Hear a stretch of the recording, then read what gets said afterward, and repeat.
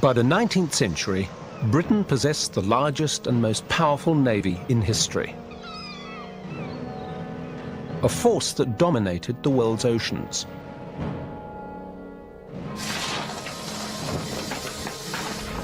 Over the next 100 years, the Industrial Revolution transformed her battle fleet from timber, canvas and cannon into armour, speed and firepower.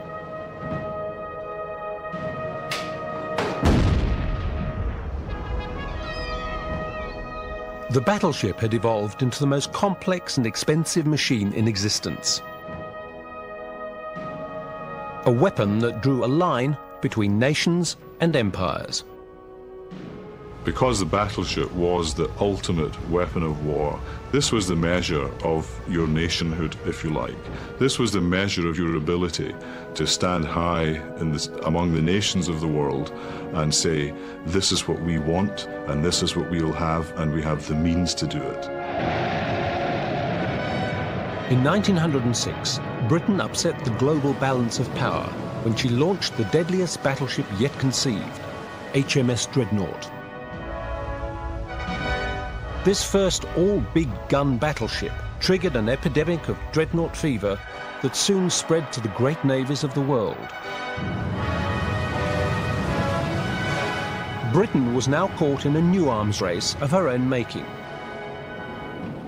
A dramatic game of one-upmanship that would help push the world towards a global catastrophe, and the largest naval confrontation in history.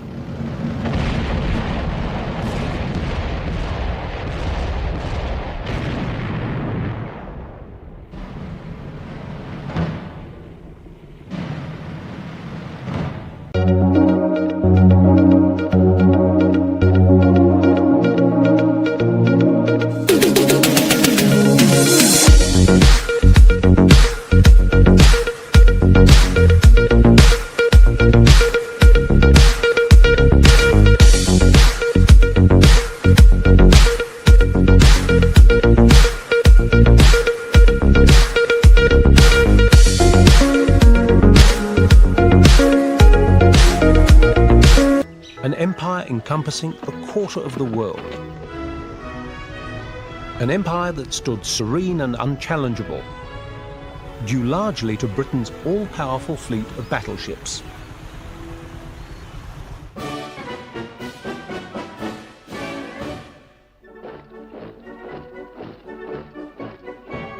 The greatest threat to the British Empire came from the emerging industrial powerhouse of Germany, ruled by Kaiser Wilhelm II. In less than a decade, the Kaiser assembled the second largest battle fleet in the world and prepared his nation to challenge Britain's long-held dominance of the seas.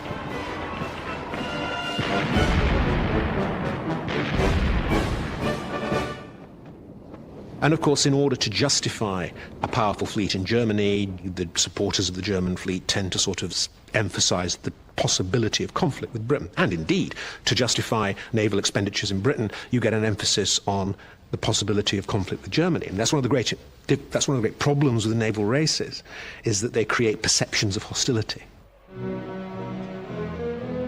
In late 1906, the cream of British society flocked to the naval dockyards at Portsmouth.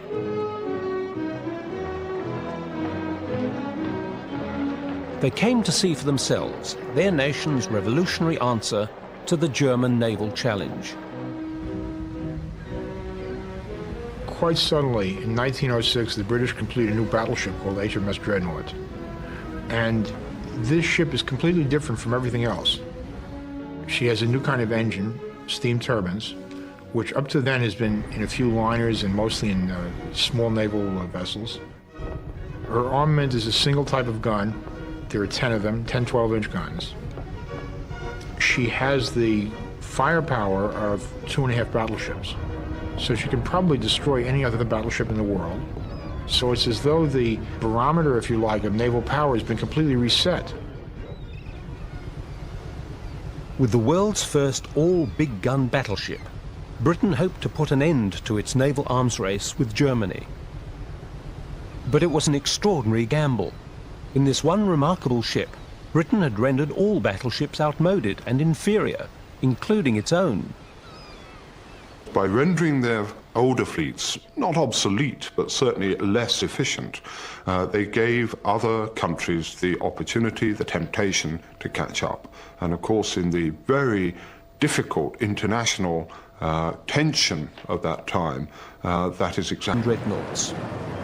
There were great launching ceremonies taking place every year when a new battleship with a famous name was launched. Generally, the Emperor came and gave a great speech, often to Tirpitz's disfavor, because Tirpitz thought that it would be much better to keep one's mouth shut and not to tell the British what the Germans were going to do. In early 1908, British Admiralty received disturbing intelligence concerning Germany's shipbuilding program. Its largest industrial company, Krupp, had recently built a new plant to make battleship armaments. Now it was secretly buying large quantities of nickel, a metal essential for hardening steel and integral to the manufacture of guns and armor. Indeed, Krupp was building massive gun barrels for Germany's dreadnoughts, well in advance of government orders, and in enormous numbers.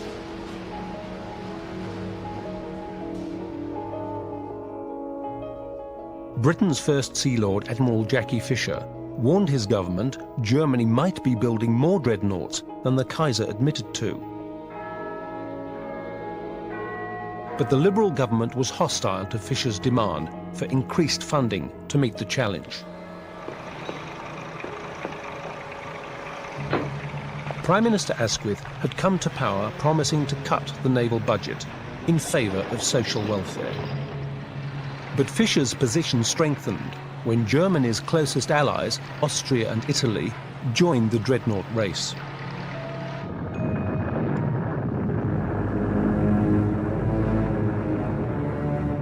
Out of mistrust for each other, Italy and Austria announced they were each building 4 floating fortresses of their own.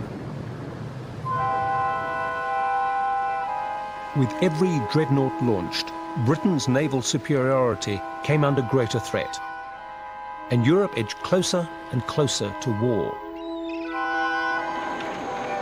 By 1909, the mood in Britain verged on panic. The rivalry with Germany created a situation where it was quite easy for politicians and publicists who wanted to sell newspapers to become paranoid. Public pressure ultimately forced the Asquith government to bow to Fisher's demands for an all-out assault on the German challenge. Fisher's objective is to break the back of the German challenge with an overwhelming response. Having raised the stakes with Dreadnought, his next objective was to break their challenge by going further. Not so much in quality this time as in quantity. And he persuaded the government through fair means and foul, mostly foul, to build 8 battleships in 1 year, something the Germans simply could not think about.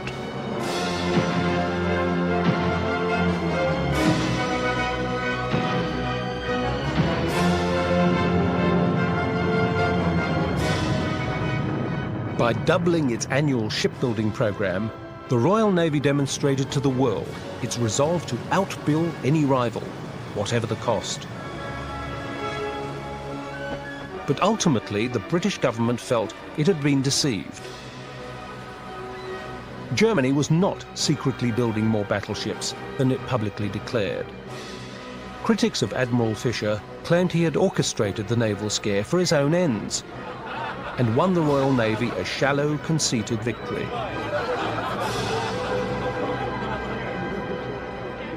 In fact, Fisher, in his secret writings, makes it clear he was quite confident that Britain had enough superiority. But in order to maintain the shipbuilding industry, in order to provide enough orders to keep this basic foundation of Britain's naval strength healthy, he connived at these rather unnecessary scares.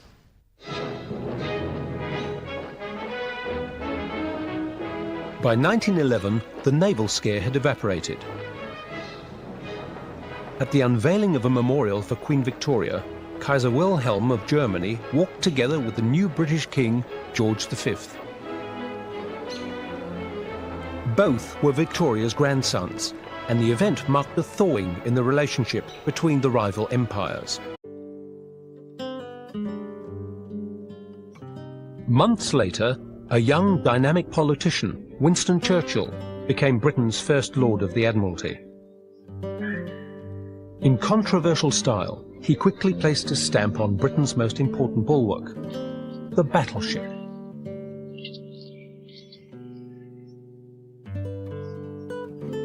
Churchill's most significant achievement was to encourage the design and building of the Queen Elizabeth class of super dreadnoughts, the most powerful battleships the world had seen.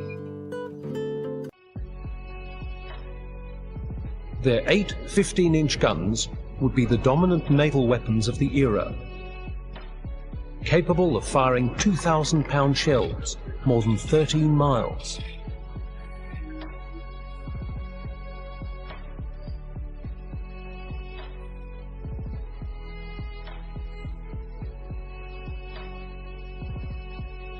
Churchill gambled heavily with the Queen Elizabeth class vessels. They were the world's first oil-powered battleships. Britain had no oil of her own, so she bought a major shareholding in the Shah of Persia's oil fields to guarantee supplies in the event of war. The days of the coal-fired battleship were numbered. Coal was dirty and time-consuming to take aboard. It also forewarned an enemy with a telltale smoke cloud that could be seen beyond the horizon. But by 1914, little could conceal the potential for war in Europe. The German military machine, led by Kaiser Wilhelm II, now seemed ready to carry its nation to war. As early as 1907, the Kaiser revealed his anticipation for war when he ordered the widening of the Kiel Canal to accommodate Germany's new fleet of dreadnoughts. The decision to widen the canal to carry dreadnoughts was critical to the ability of the Germans to function as a first-class navy. If they were going to fight the British and they found half their fleet was stuck in the Baltic and would have to come around the north of Denmark, they would be engaged as they came round the north of Denmark by the Royal Navy and destroyed.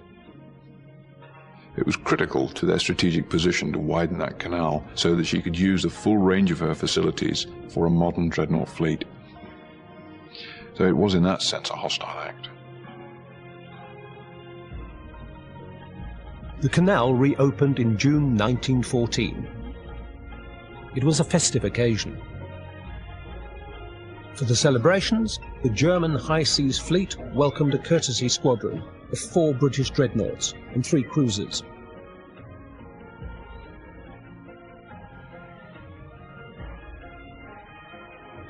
In mid-afternoon on Sunday the 28th of June, an urgent telegram reached the Kaiser's ship Hohenzollern. It was chilling news. The Kaiser's close friend Archduke Francis Ferdinand of Austria had been assassinated, along with his wife, in the Bosnian capital of Sarajevo.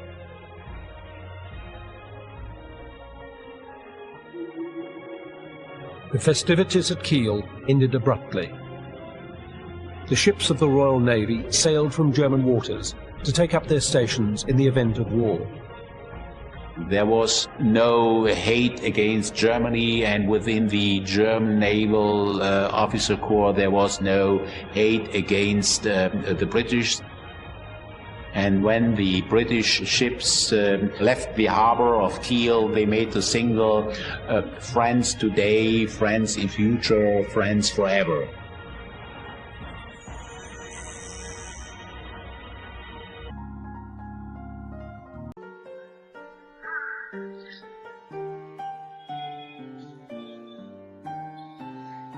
A single gunshot in the Balkans had sparked the First World War. And when German boots trampled neutral Belgium, British troops were mobilized in pursuit. But if the land was to be where the dying took place, both Britain and Germany knew it was the sea where the war could be won or lost, in a single decisive battle. On the eve of hostilities, British Admiralty made a far-sighted decision to move its main naval base to Scapa Flow, off the northern coast of Scotland. In this isolated, windswept harbour, the Royal Navy assembled the most powerful battle fleet in history.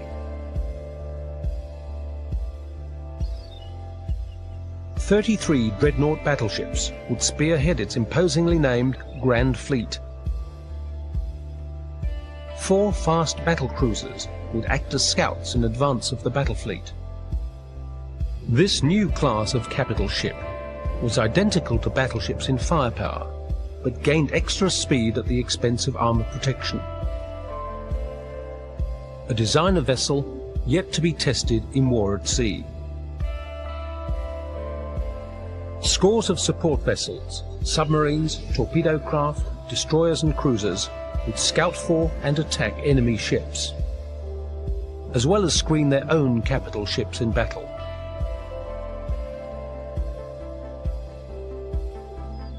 With 177 large warships on call, Britain possessed a formidable superiority over Germany of 2 to 1. When war starts in 1914, no one really knows what a big naval battle will be like. No one has ever concentrated the number of modern battleships the British have in one place. No one knows how well they can be controlled. No one knows how well they can hit at the ranges that they claim to fight at. So every naval officer in the world is waiting to see what a big battle will be like.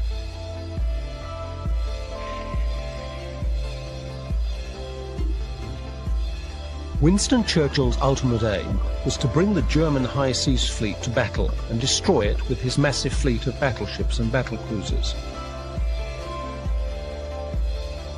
But instead of enticing his enemy to sea with a close blockade of their coast, Churchill confounded Germany by ordering a distant blockade.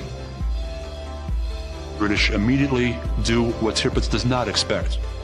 He expects them to follow Royal Naval tradition and try some sort of Copenhagen maneuver, which means they will immediately move on German naval bases, confront the German fleet, and try to destroy it prematurely before it can get itself prepared.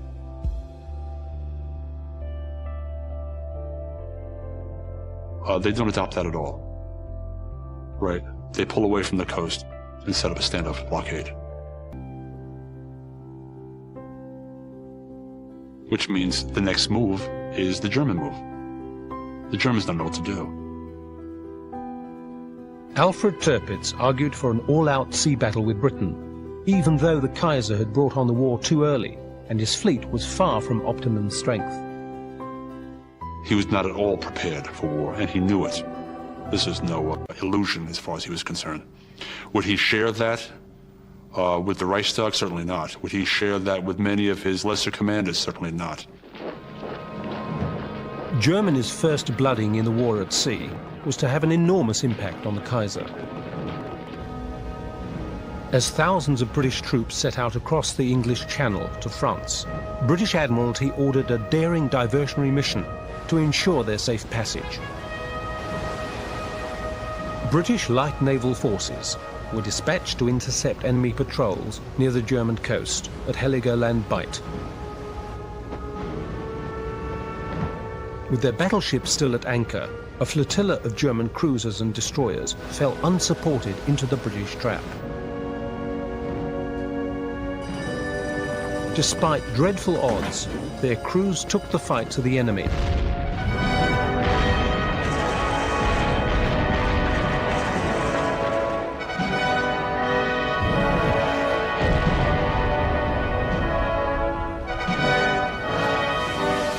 After 4 hours of chaotic action, a backup squadron of Britain's powerful battle cruisers moved in.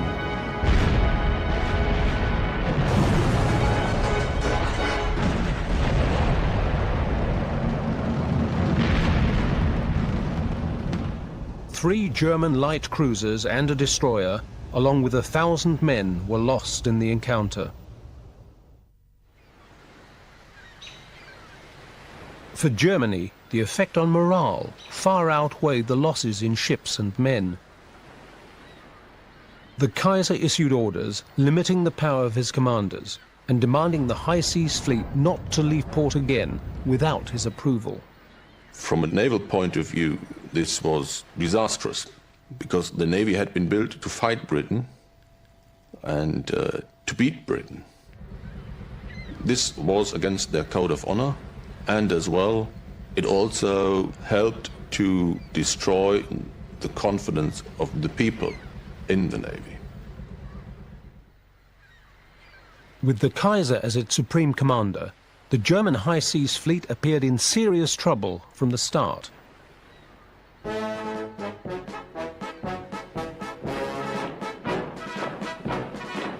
The Royal Navy, on the other hand, entered the war with confidence in its leadership.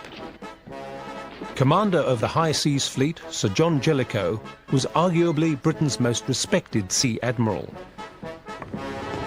The commander of the battle cruiser squadron, the flamboyant Vice Admiral David Beatty, immediately became a national hero for his victory at Heligoland Bight.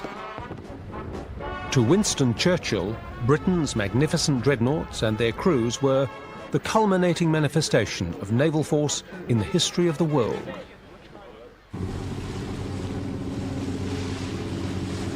But Germany had a wild card that no British admiral had ever had to contend with: the U-boat. In the first months of the war, U-boats sank 5 British cruisers and 1 pre-dreadnought battleship.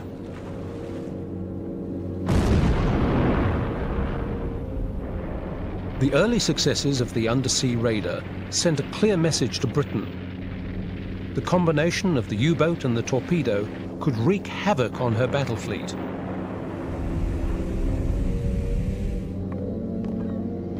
In a letter to Churchill, Jellicoe argued for extreme caution. It would be suicide for Britain, he said, to lose her advantage over Germany in dreadnought numbers. Instead of the early sea battle everyone expected, the world's 2 most powerful battle fleets glared at each other across the brooding waters of the North Sea and wondered if their Trafalgar would ever come.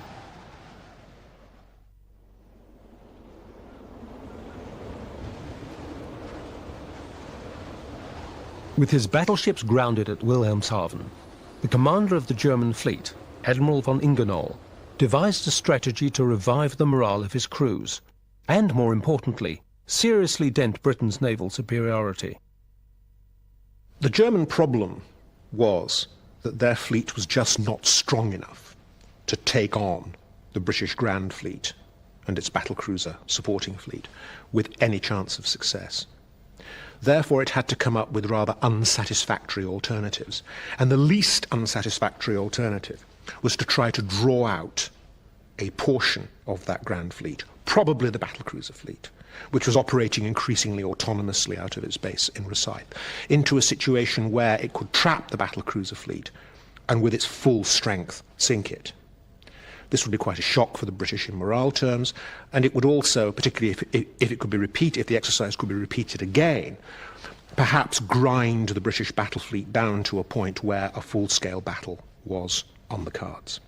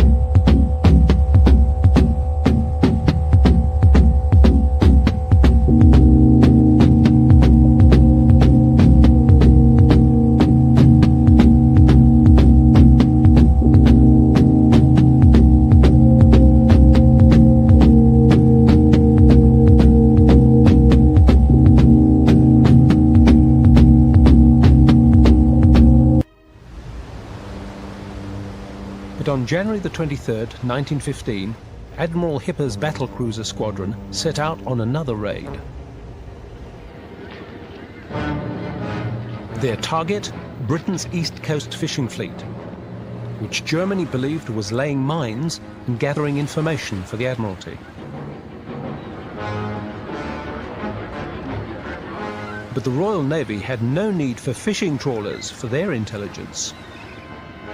Unknown to Germany, Britain had in its possession a captured codebook and a network of radio direction-finding posts along the coast. What they don't know is the British have broken their codes, so instead of the raids being real surprises that may attract sudden reactions by some small number of British ships, the British know when the fleet comes out. Vice Admiral Beatty's battlecruisers were ordered to sea to intercept the German raiders and bring them to battle. But what British intelligence failed to pick up was that Hipper would be supported by the entire German high seas fleet. The following day, Beatty intercepted Hipper's squadron at Dogger Bank. The Royal Navy had fallen into a German trap and faced certain defeat. Destroyers on both sides exchanged light fire. But rather than join in the battle, the German commander, Ingenohl, panicked. He ordered the high seas fleet to sail at full speed for home.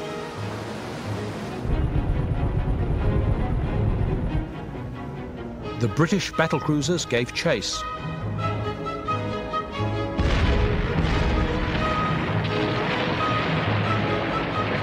Accurate German counterfire forced Beatty's flagship Lion to retire.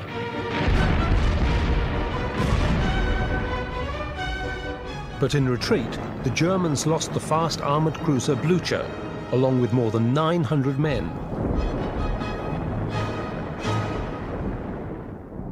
Over the coming months, Churchill grew increasingly frustrated by the failure to bring the German fleet to heel. In February 1915, he presented a dramatic plan to the War Council, one that could benefit from an offensive naval action.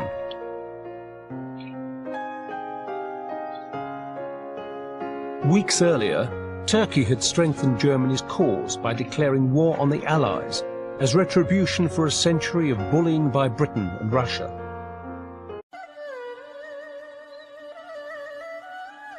Under the German Kaiser's guidance, Turkey prepared to attack its neighbour, Russia, in the Caucasus. The Kaiser predicted Russia would be unable to spare troops from the Eastern Front to repel the Turks. He was correct. Tsar Nicholas appealed to Britain for a diversion to be made against Turkey to relieve the threat of invasion. Churchill argued against a land campaign.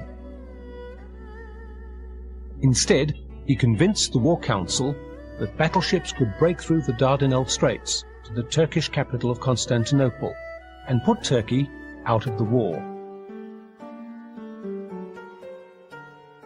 The War Council immediately ordered the dreadnought Queen Elizabeth to sail directly to the Dardanelles. One of the most powerful battleships on Earth would spearhead a squadron of 8 British capital ships. If all went to plan, the naval operation would change the course of the war. But if the Queen Elizabeth came to grief, it would be a massive propaganda coup for Germany and her allies.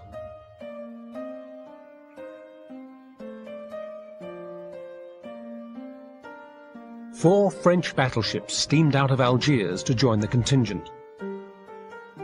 For the first time since Trafalgar, the warships of France and Britain rendezvoused for battle. But on this occasion, they were allies.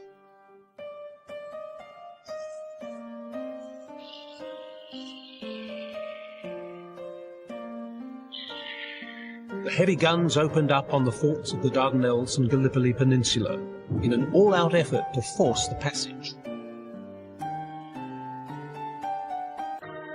but after pounding the Turkish fortifications for a month, the campaign proved a failure.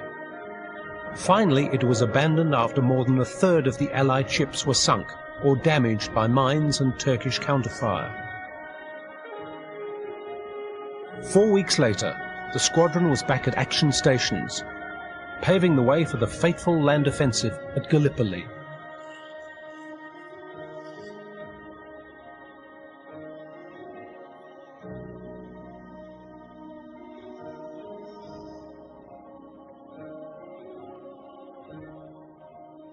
In one of the most controversial campaigns of the war, 300,000 Allied troops perished. Defeat in both campaigns was a major setback for Britain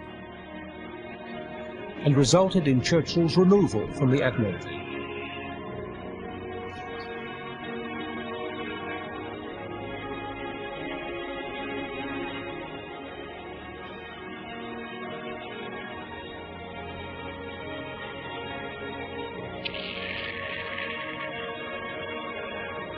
The appearance of long-range German U-boats in the Mediterranean brought new perils for Britain. After 2 warships were sunk, the Queen Elizabeth was recalled to home base. Still hoping for an all-out battle with Germany, Britain could not afford to sacrifice a single dreadnought to the marauding undersea raiders. Meanwhile, Germany's U-boat campaign had entered a new, more deadly phase. In retaliation for the British blockade of his country, Admiral Tirpitz convinced the Kaiser to declare the waters around the British Isles a war zone. Any ships met in this zone would be sunk without warning.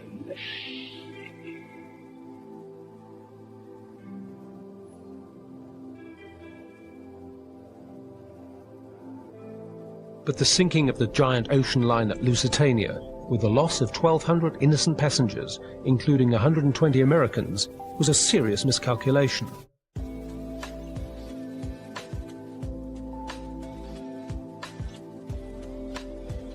US President Woodrow Wilson pressured the Kaiser to cancel the U-boat campaign, with the threat that neutral America would enter the war against Germany.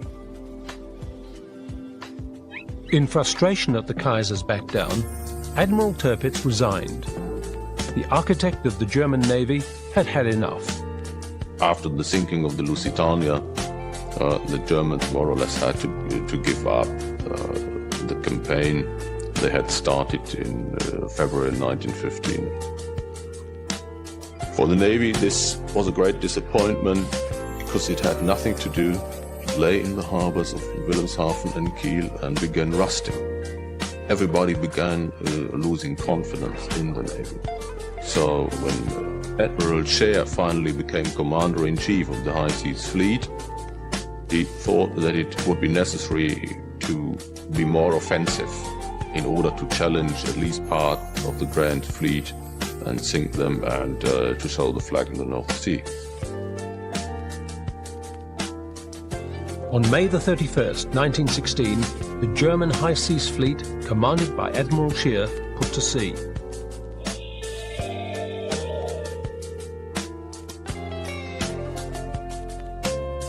"22 battleships, 5 battle cruisers, 11 cruisers and 61 torpedo boats sailed into the North Sea, hoping to intercept a British squadron.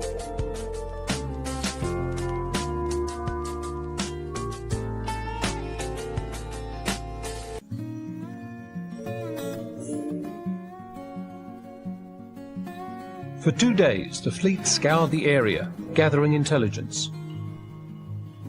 Scheer used both airships and U-boats, in effect to try to sweep the area before him in the North Sea to find out what was out there, to see if he could effectively sortie, have his presence reported, draw the Royal Navy out into components, engage and retreat.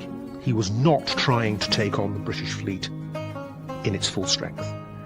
All he was trying to do was to draw a portion of it into a situation where he could inflict disproportionate attrition upon it.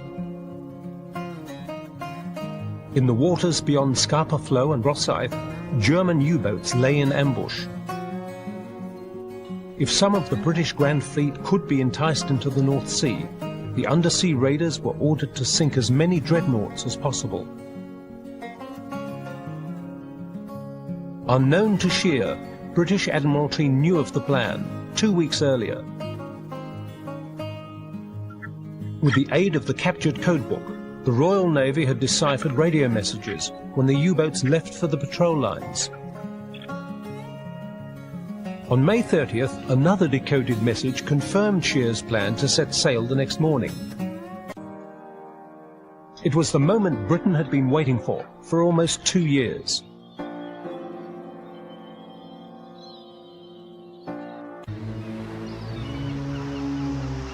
Prepared for action, Jellicoe's battleship sailed from Scapa Flow 2 hours before Scheer's fleet had even left port.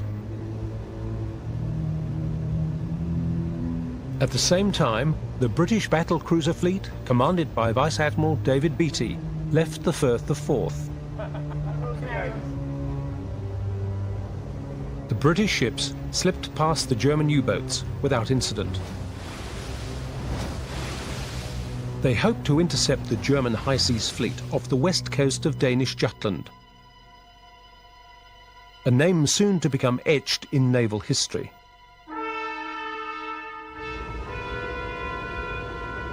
At 1447, Beatty ordered HMS Engadine to send up one of her seaplanes to reconnoitre. Half an hour later, the German fleet was sighted. It was the first time aircraft had ever been used in a fleet action. But its efforts were in vain.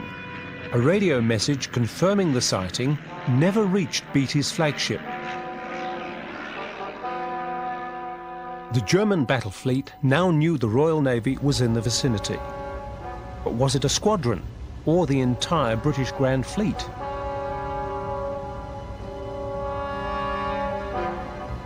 The commander of the German battlecruisers, Rear Admiral Franz Hipper, sighted Beatty's battlecruisers on the horizon at 15:20. 28 minutes later,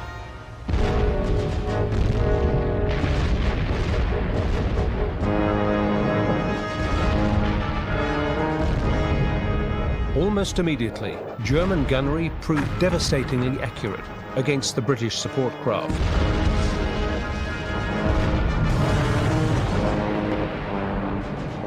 Then, in the space of half an hour, Beatty lost 2 of his 6 battlecruisers, Indefatigable and Queen Mary, with virtually all hands, causing Admiral Beatty to make his famous comment, "There seems to be something wrong with our bloody ships today." There was. It wasn't so much the ships themselves, it was the way they're handling their ammunition. Ammunition doors are kept open, charges are taken out of their fireproof cases, piled up. These are charges that have at each end an igniter, which means that the whole thing is a disaster waiting to happen.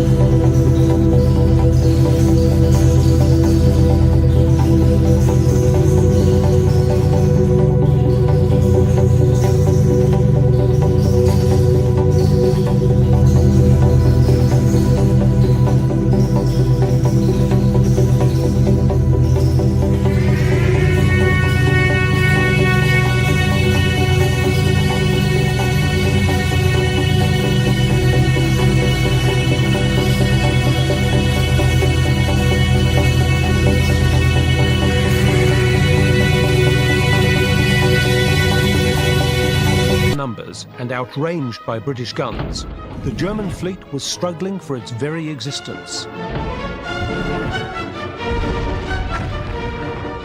The British fleet, however, was dogged by poor communications and inaccurate intelligence. Finally, a brilliant turnaround maneuver by Scheer enabled his fleet to escape.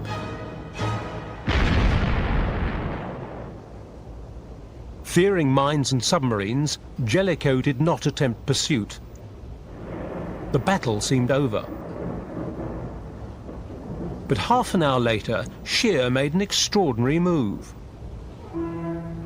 He puts up another hoist, and they do a battle turn around again, directly back at the Grand Fleet, which a lot of historians have called the suicide run. And his ships open up with everything they've got.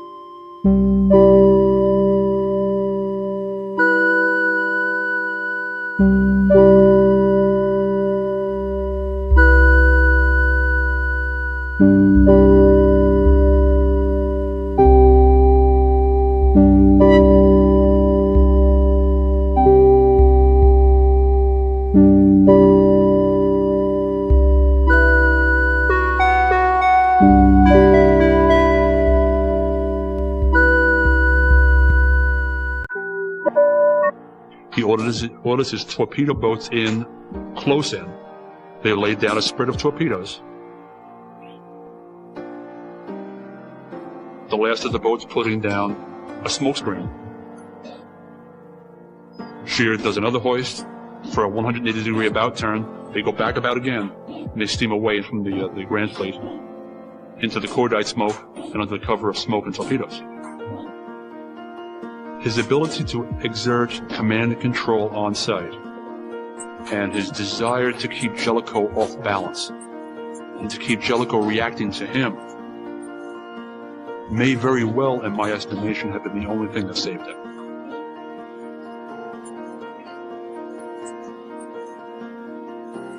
Rather than pursue the German fleet through oncoming torpedoes, Jellicoe made the most controversial decision of his career. He turned away, allowing their escape. What did actually happen was, of course, that Jellicoe obeyed his own orders. Jellicoe had written Grand Fleet battle orders and said, in the face of a torpedo attack by enemy destroyers, the fleet will turn away. Knowing that that was the prudent thing to do. That was the order you wrote if you were the only man who could lose the war in an afternoon.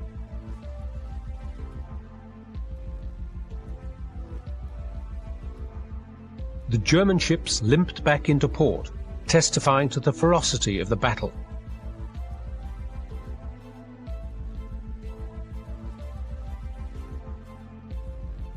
Germany had lost only 2 capital ships, compared to Britain's 3, and was hailed as evidence of the superiority of German engineering and gunnery. Moreover, Berlin newspapers praised German efficiency, determination and heroism in battle, which had finally brought to an end the myth of Trafalgar. From the Germans' point of view, it was an unimaginable victory. The Kaiser was overjoyed. Of course, Scheer immediately gets the Blue Max, the Puller Merit, which is the highest military award that the German Empire can give. Only the most optimistic of them can possibly imagine, and Scheer does not, that this is a strategic victory. He's won tactically, but he knows he hasn't won strategically. In the first instance, the German communique on the battle was wholly dishonest. They managed to forget the largest of their own casualties, exaggerated the British casualties and claimed they'd won. But war and battle is not about casualties, it's about winning the battle and commanding the ground at the end. The Germans lost the battle. They lost the battle as soon as they realized they'd met the entire Grand Fleet, and they ran away. After Jutland, the victor, King George visits the fleet to honor England's heroes.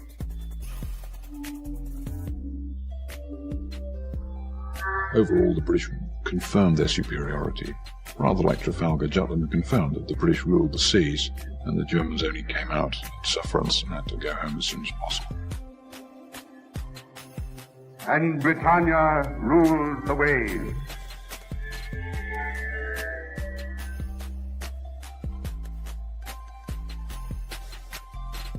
Of the 8,500 men who perished in the Battle of Jutland, more than 6,000 were British sailors. 2,000 alone went down with the third battle cruiser lost, HMS Invincible. Strategic victory or not, it was a serious blow to a people who attached such importance to their navy. Jutland was a terrible disappointment. The public were bitterly disappointed, and the Navy had to defend its position, and there are lots and lots of letters from naval officers saying, come on. You know, the first ones say we gave them a right tousing, and then when they realized what had happened, and the public realized what had happened, they were thrown back on the defensive and began writing letters saying, come on, it wasn't as bad as all that. Of course, Jellicoe takes an incredible barrage of abuse from his own people for not finishing Scheer when he had it, which I think is a vast underestimation of the German High Seas Fleet, of Reinhard Scheer, and also of the circumstances of the time. Jellicoe was a fine commander and a very, very able person. And to refight the battle on Monday morning, so to speak, is something that one should not do. Apart from the strategic consequences of the Battle of Jutland, it really represented the flower of British and German industrial output. The battleships spoke much of what these countries were capable of producing, and they were manned, of course, by the cream of British and German manhood. So to that extent, it was a clash long anticipated, but one which was destined to end very badly for a large number of people. Following the Battle of Jutland, Britain remained in control of the seas. But the clash of the great dreadnoughts had failed to bring a promised end to the conflict. Over the coming months, as the Great War engulfed the globe, naval strategists on both sides would dream of another encounter between their massive fleets. But for the thousands of young sailors who had already perished, without hope of rescue or understanding of the issues, both glory and defeat lay in a cold, anonymous grave.